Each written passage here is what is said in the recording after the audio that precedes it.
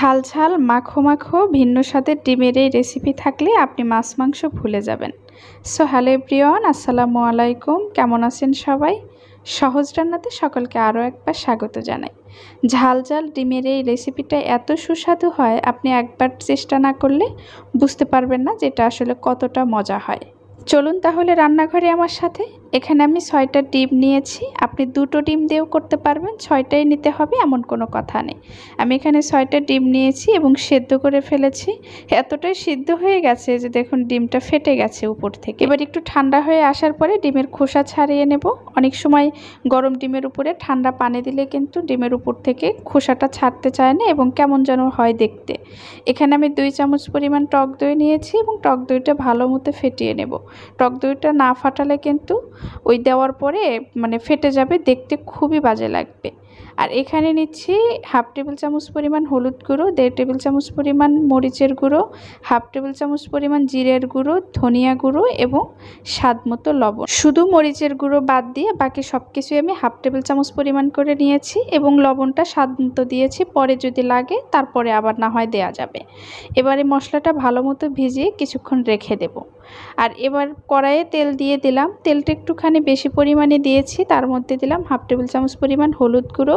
একটুখানি হয়ে আসার পর এর মধ্যে বাকি ডিমগুলো আমি দিয়ে দিচ্ছি। আমি মাঝারি আঁচে ডিমগুলো ভেজে নিয়েছি। বেশি তাপে ভাজলে কিন্তু অনেক সময় ডিম ফুটে চোখে মুখে লাগতে পারে, যার কারণে একটু ধৈর্য ধরে মাঝারি আঁচেই আমি ডিমগুলো ভেজে নিয়েছি।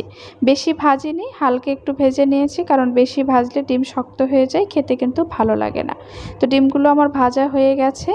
একই তেলে এখানে 3 টুকরো তেজপাতা, 3টে এলাচ দিয়ে দিলাম। এখানে আমি কোনোভাবেই কিন্তু দারুচিনি ব্যবহার করিনি। সেই সাথে আগে থেকে কেটে রাখা 1 মুঠো পরিমাণ পেঁয়াজ দিয়ে দিলাম। পেঁয়াজটা একটুখানি ব্রাউন হয়ে আসলে, হালকা হালকা একটু ব্রাউন হয়ে আসলে তার মধ্যে আমি বাকি মশলাগুলো দিয়ে দেব। পেঁয়াজটা হালকা ভাজা হয়ে গেছে। এর মধ্যে আমি 1/2 টেবিল চামচ পরিমাণ আদা বাটা, 1/2 টেবিল চামচ পরিমাণ রসুন বাটা আর 2 টেবিল চামচ পরিমাণ পেঁয়াজ বাটা দিয়ে দিলাম। এই রান্নাটাতে কিন্তু পেঁয়াজ বাটা আপনাকে অবশ্যই দিতে হবে, না হলে গ্রেভিটা ভালো আসবে না, খেতে ভালো লাগবে না।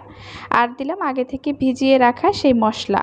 এবার 5 মিনিটের মতো সবগুলো মশলা একত্রে একটুখানি কষিয়ে নেব এবং কষানো শেষে এর মধ্যে আগে থেকে 3টা টমেটো পিউরিফাই করে রেখেছিলাম, সেটাই দিয়ে দিলাম। আপনারা চাইলে টমেটো কুচি করেও দিতে পারেন, তবে পিউরিফাই দিলে গ্রেভিটা সুন্দর আসে। এই রান্নাটা আপনি যত ধৈর্য সহকারে রান্না করতে পারবেন ততই আপনার রান্নাটা মজা হবে। শুধু এই রান্না না, যে কোনো রান্নায় ধৈর্য সহকারে করলে সেটা আসলেই মজা হয়। আর এখানে আগে থেকে ফেটিয়ে রাখা আমি সেই টক দইটা দিয়ে দিলাম। এবার ঢাকনা দিয়ে ঢেকে রেখে একটু একটু করে জাল দেব এবং একটু একটু করে কষাতে থাকবো। বেশি জাল দেওয়া যাবে না, তাহলে মশলাটা পুড়ে যাবে, আবার একেবারে লো আঁচেও দেওয়া যাবে না।